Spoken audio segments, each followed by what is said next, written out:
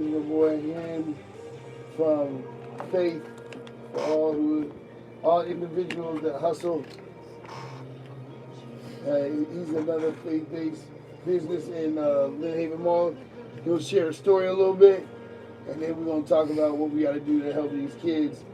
He's already deeply rooted in the city, and deeply rooted in the community. We're helping kids, and so it's gonna be a nice chat. Man, I wanted to have you in on a more pleasant. It's all good. Pleasant, huh? You But got to after go at the right everything went time. down, Yes, sir. I was like, brother, we need to talk now. You know, because I saw you when I saw your post, like, see what you. This is why we do what we do with the kids. Yeah, You know, and it's like, all right, man. most definitely. You know, I just been there so much.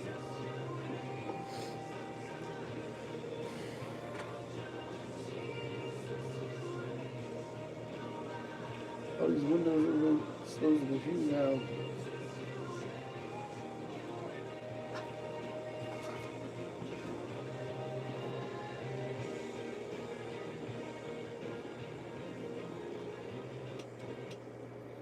All right, Current FM.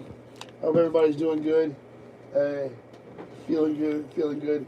We are back. From like a nice little music jam there. So just like we told you, we had a special guest coming in today.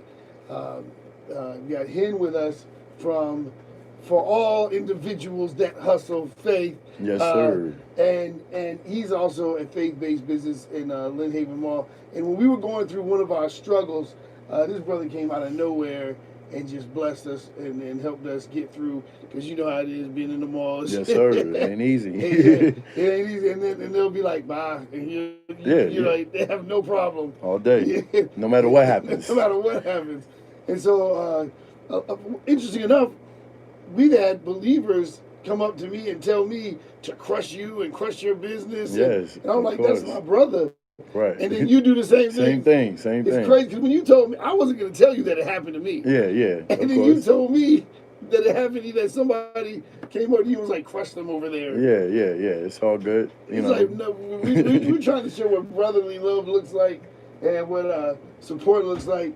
The kids just got back with the coffee.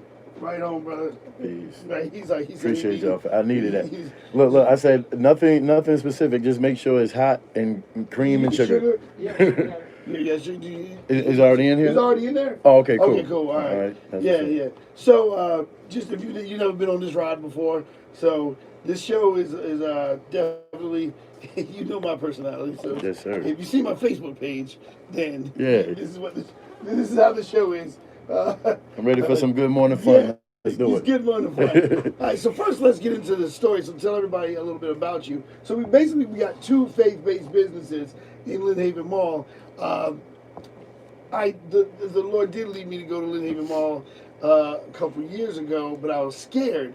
And the first time I went up there, I saw you there. Yes, sir. And you was all loved then. I actually bought a couple shirts for other people, matter of fact. It was amazing to see, to connect with you. And you told me, this is how I know that this brother was a good brother. He didn't say, nah, man, it ain't nothing going on here. He was like, you need to come here, man. Yes, it's a good spot. No doubt. But I didn't know your story. Because you had just got there. Yep. I had no idea about your story. So let's start there. Because the same time I met you, you are going through a transition. Yes. All right. I was as a lot of people may know, especially the ones who been frequent in Lynn Haven Mall and know me, you know, they remember me coming in with another brand, you know. And shout out to my man Uriah out there in Petersburg. You know, I don't think we as individuals show enough love to each other, even when we're promoting our own brands. You know, we gotta remember where we came from, where we started, where and Grand Prix. You know, if anybody knows about Grand Prix, you know, GrandPrixClothing.com. That's that was started by my man Uriah out there in Petersburg. You know, he's a brother to me, and we started off doing music, man. You know, 10 years ago, well, 10 plus years ago, making music, and then just transition into him, having this idea of a song called Grind Pray, and then, put it on a shirt, and the next thing you know, people started to love it, you know what I'm saying? Yeah. And then me being the hustler and team player I am, I'm like, yo, let's do it, you know what I'm saying? So I was all in, and we were moving around with the Grand Prix, and you Big know, time. Trey Songz got a hold of it, and it just started to spread out in the Central Virginia, 804 Petersburg, Richmond area, and then I was the one that brought it out here to Virginia Beach, Lynn Haven Mall. You know what I'm saying? Once at South Park Mall, once that contract was up over there, they had reached out to us to come in there. So that was the first experience Right. having a kiosk. We didn't like seek that. It was one of them things that just called out to the Grand Prix movement. Had a lot of things that happened. A lot of, like I said, we didn't sign up for this, so we went through a learning experience. Bought it to Virginia Beach, and that lasted about a year. Before me and Uriah had to make transition as growing, what I'm saying, Yeah. as businessmen, what I'm saying, and what ended up happening is, as he went to spread his wings and do his thing, and it left me still with this lease Right. in Lynn Haven Mall, no product, and like I said, it's a deeper story about the Grand Prix transition, but I had no product, but all I had was this idea that I shared with my mother and a couple people, you know what I'm saying? And, 3 years prior to it, me actually launching Faith Clothing Brand, it just came as an idea, my thing is like, I'm driving one night and then it just popped in my head, faith for all individuals. Well, first it was faith for all individuals that's hustling, and I was telling, one of my good brothers, about the idea, and he was the one that kind of stamped me. He's like, nah, yo, that sounds cool, but it sounds a little streetish, you know what I'm saying? Too street. He said, say for all individuals that hustle, period. You know what I'm saying? The little tweak. Just that little tweak from all individuals that's hustling to all individuals that hustle, period. You know what I'm saying? And it's like, because everybody got to do it. You know what I mean? No matter whatever you call it, if you call it a hustle or grind, working hard, whatever, everybody got to do, and you need some type of faith. Yeah. When you out there doing it. It can go on and on and on. Yeah, man. So I just sat on that idea, let it marinate, and I just stayed focused on the Grand Prix mission. And in my mind, it was like, yo, I could see Grand Prix, being this big conglomerate, blah, blah, blah. And when that's established, then I put faith out, you know what I'm saying? Then I put faith out under, you know what I mean? So I still was sitting on the idea because I was just so invested into my boys, man. You know what I'm saying? I'm a team player. I'm loyal dude. Let's go. Let's ride. Let's do this. But like I said, based on circumstance and situational transitions, and that's how God works. You know what I'm saying? A lot of time, what I had to learn was, well, I'll get into that. So moving forward, Faith Clothing Brand comes about. I remember having a conversation with my mom, like, hey, we made this transition, so what do I do at this point? Right. Do I let the lease go at the mall and move on to something else? And my mom was like, nah. She's like, what was that idea you had for that brand, the Faith and Hustle? I was like, Faith for all individuals that hustle. She's like, yeah, do that. It's time. It's time. Yeah. And I was like, okay, I didn't need to hear anymore. I was like, you know what? Come on. And then, I remember looking at the email. At this point, you already have the lease. Yeah, and then the lease. And I mean. There was no product. Yeah, no product. I'm talking about 2 weeks in the mall. This is after Labor Day, you know what I'm saying? And for 2 weeks, there's nothing in there, but I still got to pay them bills, you know what I'm saying? And they wouldn't even let me out the lease. So no matter what, it was just like, nah, you stuck here, you know what I'm saying? So what you gonna do? Yeah, they don't play. Yeah, so from there, I ended up, I literally had to have faith and, drop the product. And, shout out to my, my fiance who helped me, you know what I'm saying? Like, who didn't want to see me suffer and be out back, you know. So she was just like, hey, come on, let's do what we got to do. And then, you know, we just ordered a bunch of shirts and, you know what I'm saying, just maxed out the credit card, you know, and, you know, took care of another, you know, extended lease and, you know, just got what we needed, you know. And I started off at, you know, paying somebody to do the stuff for me. But I ended up just learning and you know, that whole transition into the Faith clothing brand was just like, okay, it was a whole different ball game because this is mine now. This is my Yeah, legacy. yeah. This is, and not even in a selfish way. It was more, just more control. You know what I'm Right, saying? like More, you can get stuff done. I could get Yeah. more done. You know what I'm saying? Without I didn't have to questioning or wait waiting. on Yeah. the 804 connections and this that and third, and it just opened up a whole just a whole nother realm for me. Yeah, I man. get it. I get it. But and like I said, it goes deeper. But Yeah, you know what I'm saying? no, If you dude. wanna, you Yeah, know, go ahead, 'cause yeah, you could, you could yeah, co-pilot, you know, yeah. pilot it. I'm Well, with you, here's man. the thing. Here's the thing. The thing is that I love this. I love this brother because right out the gate, he told his story to me, and I was like, whoa. Because and he mentioned his mom, and your mom is a significant Yes. player because we don't have the Faith clothing brand without her saying that. Without her it was, saying it was that, all right. because you and I are the kind of person that will lay down our vision to help somebody else out, Yes, sir. and then usually, you know. I'm not saying this happened to you, but usually what happens is the people that we roll with don't see the value of that connection. Absolutely. And then, you know, and so then by the time normally we put so much effort in the other person's vision that we really downplay ours. Absolutely. So for your mother to be that voice piece to say, no, you're not getting out of the leaf because Right, you're right. not supposed to. Right, You know, absolutely. it's like you gonna use this faith and we're gonna Mhm. work this. Because this is what you don't know. What they do in the mall, they lock you. They lock you into the lease, Mhm. and it is like you are in. They got what we call the lock jaw. You can't. If you can say, "Hey, I'm going through this." Matter of fact, even during COVID, when the malls closed, they still want you to pay the rent. Hey, we still had to pay that money, man. Still. You gotta pay the rent no matter what. So it's super tough, and a lot of people don't know what we really go through there. Yes, yes. And so, but what's interesting is your mother does this, but then talk about what happens next. I know there's Okay, so cool. So now we're transitioning into faith.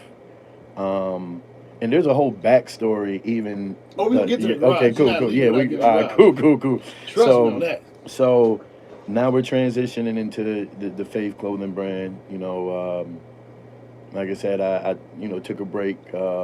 Just growing. Like, you know what I'm saying? That's what men do. You know what I'm saying? You have differences and stuff. And like I said, shout out to Uriah. That's my brother. Like, we talk. Yeah. You know what I'm saying? There's not a week where we're not talking at least 3-4 days out of that week. Right, you know there's what I'm no saying? Just drama, yesterday, yeah. oh nah, it's all love. Look, we got some big things that we're gonna be doing in the future. So Right, just to throw right. that out there, ain't Right. nothing, nothing. This is just a spoiled with me, but genuine it was transition. a growing transition into a business world that neither one of us had prepared for. It was literally God just leading us in the universe. All right. So moving forward into the Faith clothing brand, it was like as soon as I put that out there, it was September 13th, 2019 was when I put the first Faith item on the kiosk, and from there it was just like I said, I just saw the momentum shift. I saw the demand change. I saw, it was just like, oh wow, something new, because at that point I've been in the mall September, March. I started in like March. It was like a year, a little over a year with Grand Prix. So as I started to see everything, kind of transition and pan out. Like I said, this is September 13th, 2019. So about a month later, not even a whole month later, October 9th, I'm on the phone with my mother.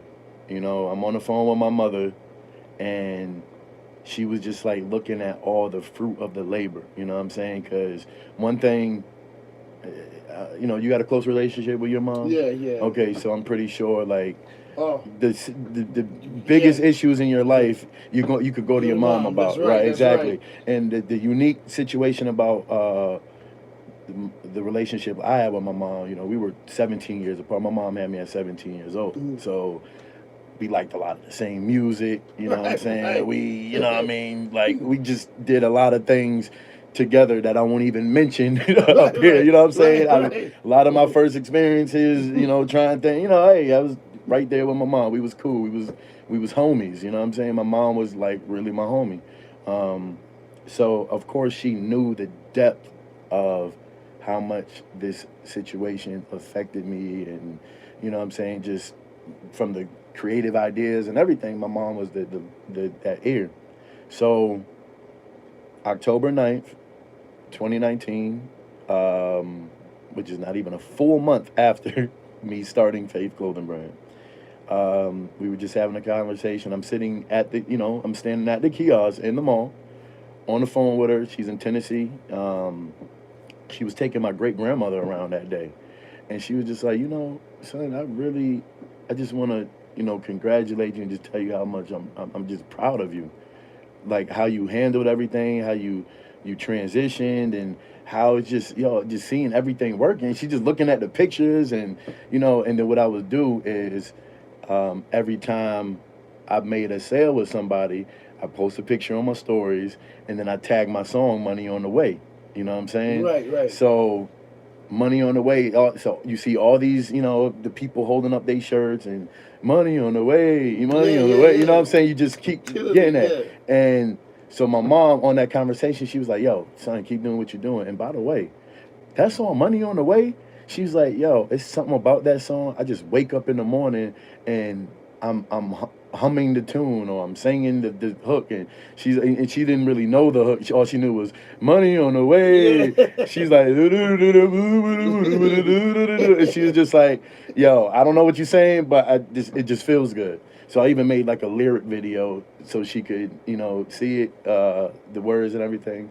But she was like, "Yo, every time," she was like, "it's like a manifestation Yeah. song." She's like, "Every time I just really have that song on my heart, I go to the mailbox and there's money in it. There's a check in the mail, or there's money in my account or whatever." She's like, "No lie." She was like, "Yo, please, I love all your music. You've been doing this But for a that's while." all. But she's like, "That song, please promise me you gonna push that one." And I'm like, "Yo, okay, cool. I believe in it too, but now I really believe in it because my mom is Yeah, giving a cosign. That's all. cosign. Yeah. Shit, my mom giving a cosign. Like, Yeah. yo, I bet that's the one."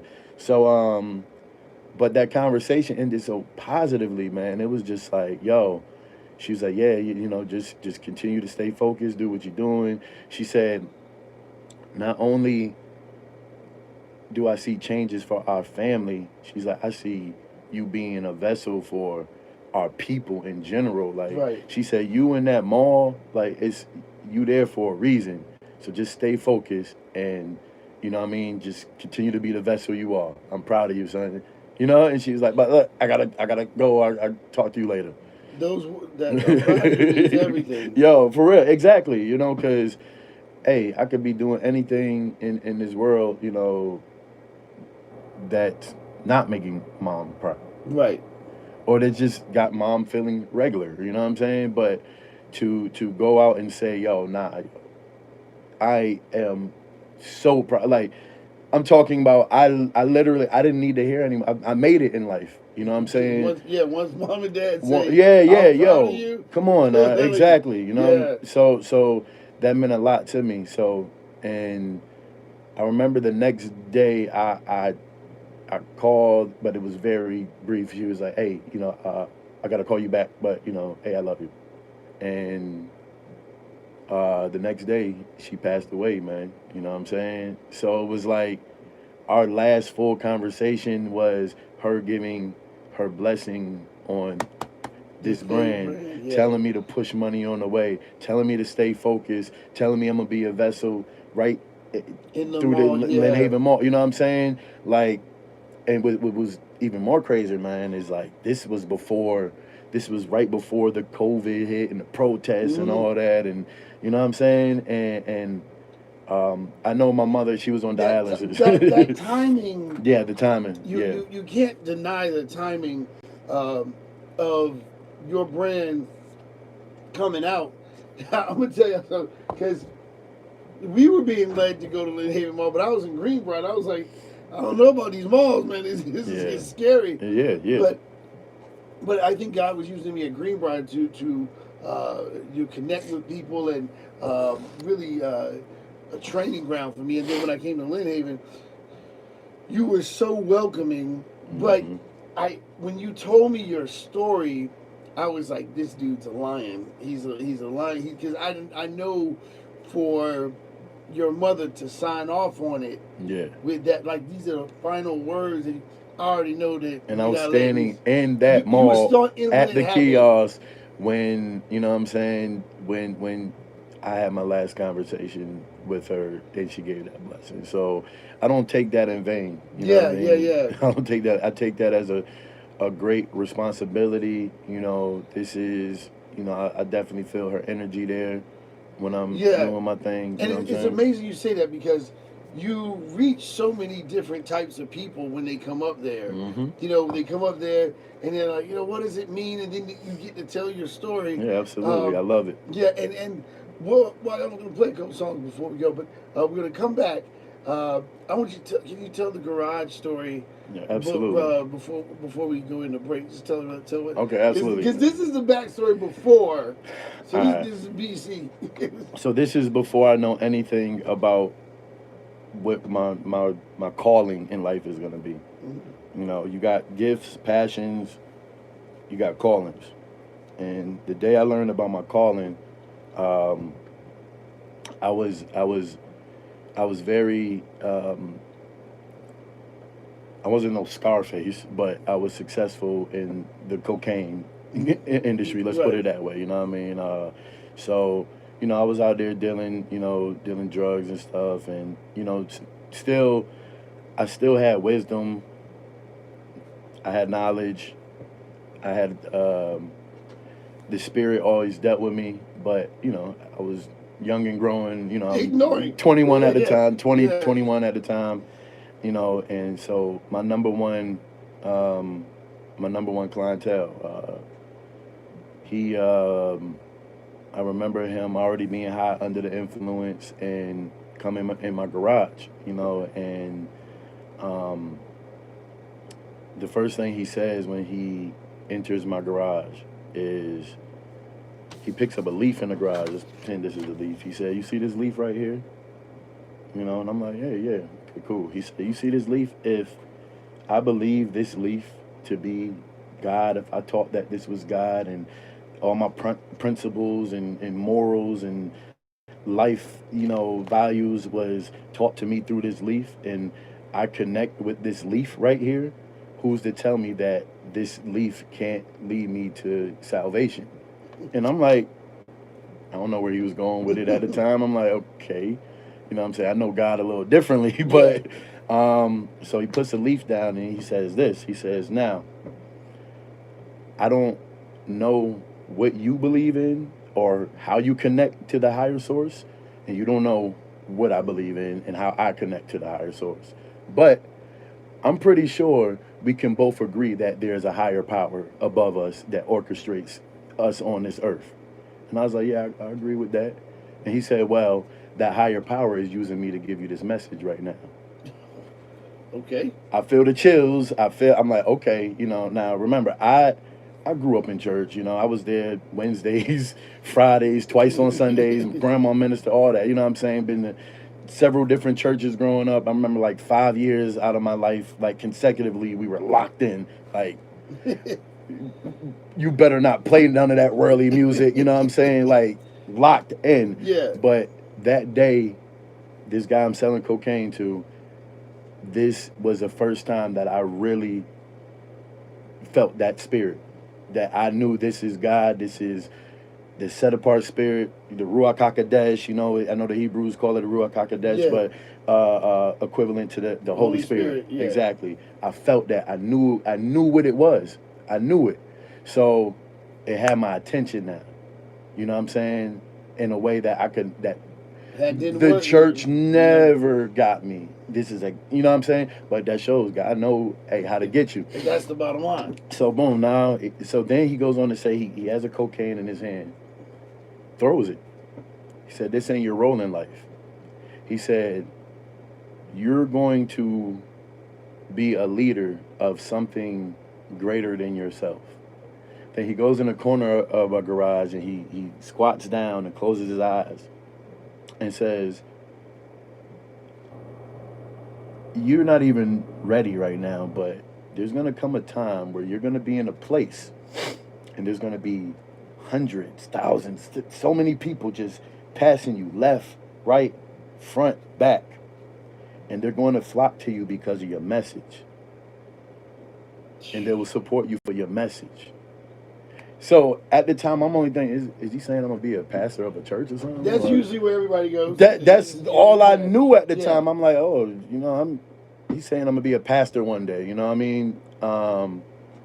But what you know, so fast forward, you know, cut that, you know, that basically was the conversation. It goes a little more, but that's the meat of it. You know what I'm saying? So fast forward, I remember being in Lynn Haven Mall opening weekend, right? Opening weekend. There's like this older Caucasian gentleman, and he comes up to that kiosk, right? And he sees the message, and he's like, oh, wow. He's like, this is powerful. You know what? I got to support this. And when he said that, it was just like 13 years. It all went back. Flashback to that day in the garage. I said, oh. And I think I used profanity with it. I'm like, oh. And he was like, you know, I'm like, yo, I'm sorry, sir, but you just fulfilled the prophecy given to me 13 years ago. I didn't expect it. So now I learned that this is where my ministry is. My ministry is that's through the what I mouth. was going to say. This is what I feel like. Like you said, we all are called. We have a calling, and this is where the few are chosen comes into play. Mm-hmm. Because here's what I think happens. Unfortunately, we think when we're in the calling that the process looks like it does on paper. Yes, sir. Because you're reading from scripture to scripture, verse to verse. Oh, that's how this works. And ingredients, you know. Yeah. It's like you can't take the instructions of baking a cake and put that in the microwave and then the cake comes out. Right. And I think sometimes we're not ready for the warfare and the blow. It's like, oh, this is real. I'm not watching the fight on TV. Mm-hmm. I'm actually in the fight. You know, we're not playing the video game. These are real bullets being shot at us. Absolutely. And so when you feel it, it's like, oh, wait, real things are happening in my life, and I got to keep moving forward. Because a lot of people, say people who just have jobs and things like that, and I'm not demeaning anybody, when they go through something, they can say, I need to take some time off. But when you're the leader, you don't get that time off. You got to keep grinding. You got to keep going. You got kids actually can be, you know, crazy. Relationship can be crazy. Whatever goes, you got to keep. You're the leader. Yeah. You know, and so that's why it's important, everybody, to make sure you honor leadership because they're going through what you're going through, plus what you don't want to go through. Right. No. Absolutely. You know absolutely. I mean? But the other thing is, you did bring out how rugged ministry really is. Yeah, this is real. Right? I know a lot of people want so badly for the clean cut young man to be the leader. Listen, God will use the roughest, toughest. He will use a Scarface. Toughest bomba clock. Yeah. No, for real, man. For real. Because it's like 75% of the New Testament was written by one. You know, Paul was not a joke, guys. This is not a guy you wanted to meet on the street. Paul, like seriously, Paul is not you wanted to meet, you know, the other guy before, you know, this dude lived off killing Christians. And so my point is that we've got to realize that a rougher generation for God is rising up. We here, man. They not scared. They understand the original. They understand the Hebrew. And they're, the reason why they're doing that is because they're seeing where the churches have been lacking and say, hey, let's go back to the original and just do that. And I've been there. You know what I'm saying? That's the thing about it. Is like, it's one thing to feel a certain way about the church, and and you've never really been there. Right. But when I tell you, I've been there. I've been to underground basement church. I'm talking about the mega, predominantly white churches. My parents were always searching for the, like, one thing I could say about my parents, when they were locked in, they were locked in.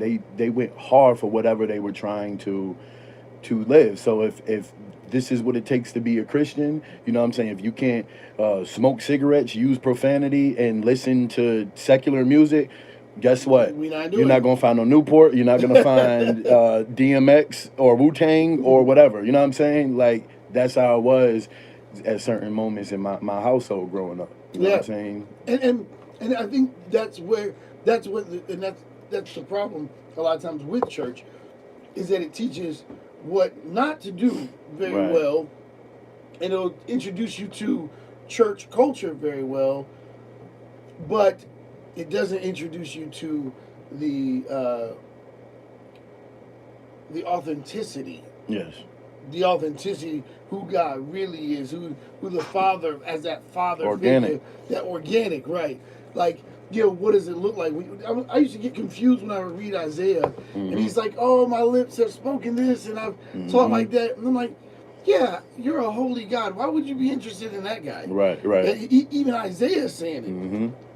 Jeremiah saying, "Hey, man, I'm just a kid." He's like, "Don't say that. I've put my words. I've formed you from the belly." I'm like, why would you be interested in a kid? Right. And the thing is, Jeremiah, which is unique, because that's where we are in this generation right now. Jeremiah, he wanted to get him to use Jeremiah to tear the religious system down in that time and then rebuild it. That is a very unique thing, because more than anything, the religious system in America is more broken than the political system is. Absolutely, I agree. First of all, we've got division that's not supposed to be here. And that's probably one of the things that exhausted your folks, is all the division, and the Baptists saying the Methodists are wrong, the Lutherans are saying that this, and it's like, but if you just go back to the origin, it's right there. And you know what I learned too is, like, no matter where in terms of America, no matter where you go, whatever truth you come into, there's going to be some division, and I'm gonna be be honest up here.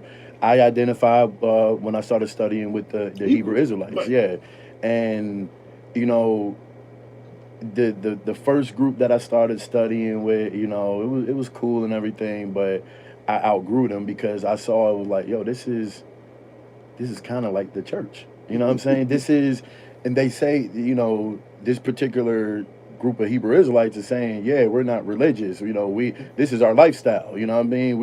We left religion, we left whatever. But I'm like, they still carry them same cult like characteristics with it, and that's what turned me off. You know what I mean? And I feel like, yo, you just be yourself. Just be yourself. Be you. Be the best you. And now you're saying that, and people think that that's a cliche, but the reason why being you is so important is because you will stress yourself out trying to be what other people want and letting God edit you. Yeah. Because if you're trying to be what other people want, that pretending of trying to be what other people want is going to come back with God editing you. Because other people may not want you to do what God wants you to do. And so I think that when you just say, I'm going to be me and let God fix me, that means, hey, if you was cool with something yesterday that you're not cool with today, that's you.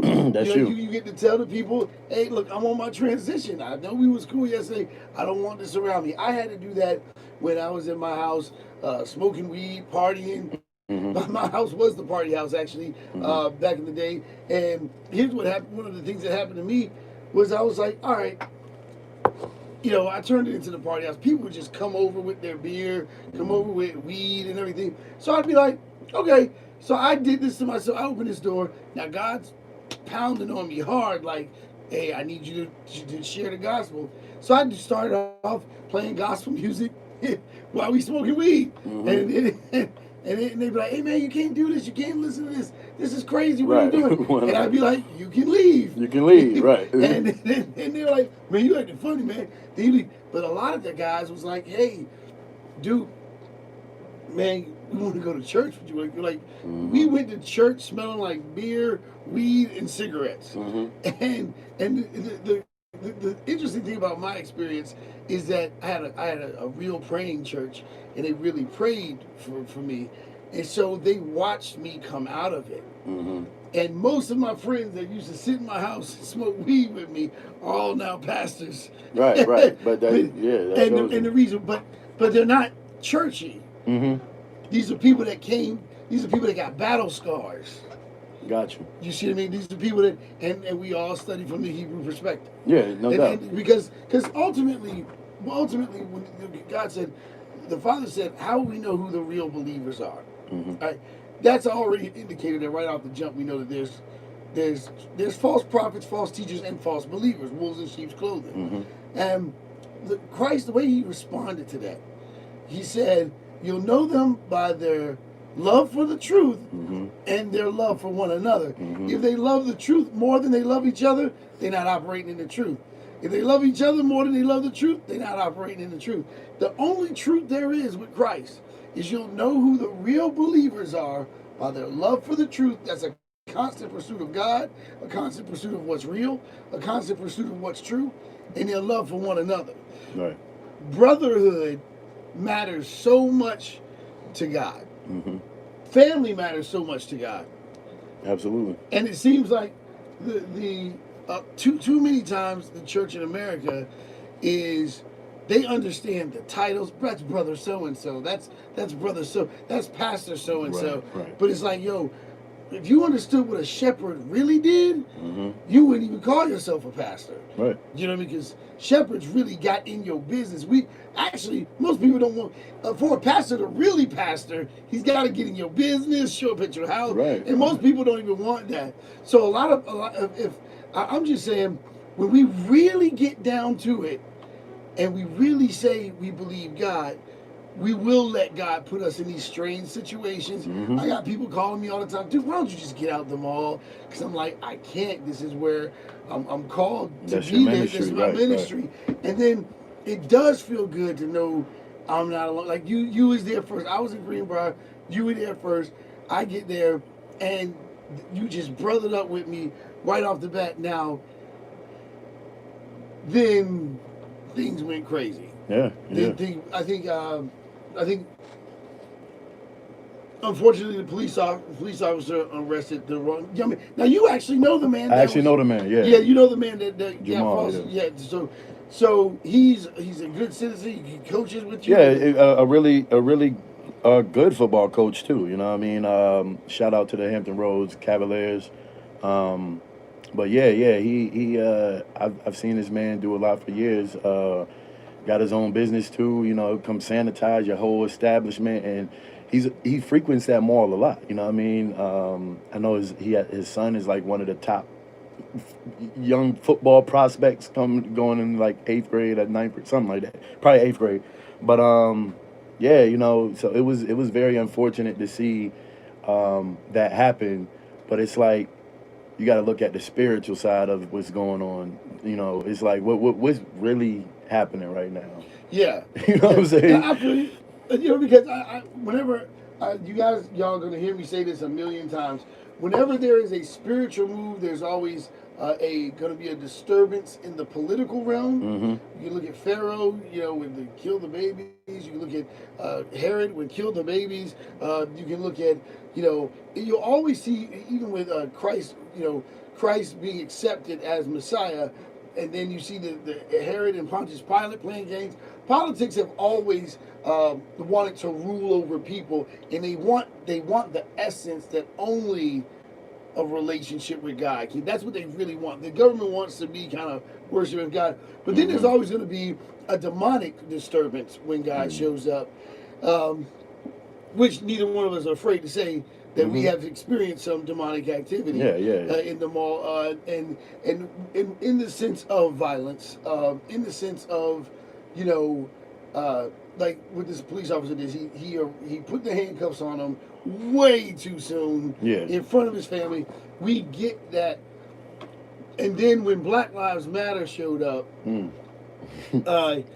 know, I think this is where it gets interesting, is the same thing that a lot of times the black community will accuse white people of not being considerate, not being thoughtful, this and that, or not thinking things through about how it's going to affect others. It's like we can become narcissistic and do the same thing to other people as black people. Because if he had took a walk around and said, "Hey man, there's black business owners here. This is not just me and my idea." Right. You know what I mean? But he looked at it and kind of ignored, like didn't even see. He just came in there like, "This is what I'm doing. This, I don't care who gets hurt." And here's what I honestly believe happened. I believe that the Black Lives Matter showed up, and the mall, because they showed up twice that day. The first time. But I think it also sent a message to the knuckleheads, like, "Hey, we can go there. Yeah, we can go there." Exactly what it did. That's now, exactly what it did. It's now there's a situation where, you know, the weekends we have to look like what's going to happen. Everybody knew Lynn Haven as the good mall. Yes. And like the last one standing. Right. And we cannot afford, not just us financially, but I'm talking about as a community, we cannot allow the reputation of this mall to be changed. We've got to flood it with love. That's what I mean. The people have got to have the ability to change the atmosphere. We've got the ability to change the atmosphere, even if you want to go and walk in the mall and do your prayer walks or whatever. But I would like to hear from you. We'll play a couple songs because I know I'm going to get in trouble, but I would like to hear from you about what you saw, what you really see, because you work deeply with these kids. Yes, I do. Like, you're already in there. I usually end up doing it from being in the mall. You know, kids will go through something and I intervene and get involved. But you actually do things like events and all types of stuff for the kids, which is wonderful. But I'd like to hear from where you see things, and because I saw your message. And I was like, I mean, I felt your frustration. I felt your hurt, but you were like, this is why y'all gotta take care of your kids. That's it. First and foremost, I have 6 sons. You know, from age 16 down to 5. Right. You know what I mean? And all boys. You know, so you already know how you know how scary it is just to be a black man. Period. You know what I mean? And not saying we're operating in fear. It's faith all day. It's just but scary, you already know just the climate of you know society right now. You already know it's just not always a safe place to be a black man. So after seeing those events at the mall this past weekend, a bunch of these young teenagers running like crazy, wild. And as a father, you can't imagine it because. Right, you know what I'm saying? So and I'm there just watching it. I'm just watching like, wow, is this really going down? But the parents, where are we at right now? Where are we at right now? And as parents, we just got to work a little harder, because this is not like 10 years ago, 20 years ago. Because look, I was banned from Lynn Haven Mall back in 2003. I was banned. I got the 5-year ban. You know what I'm saying? I was still up in there, but it just goes to show, like, so I get it. I get how it is, but the way that they're acting right now, it's something deeper, something more going on. Like, you gotta remember, these kids are COVID society kids now. You know what I'm saying? Yeah. So we just gotta think twice. And I look at my own household. And to that, social media kids. And social media, right.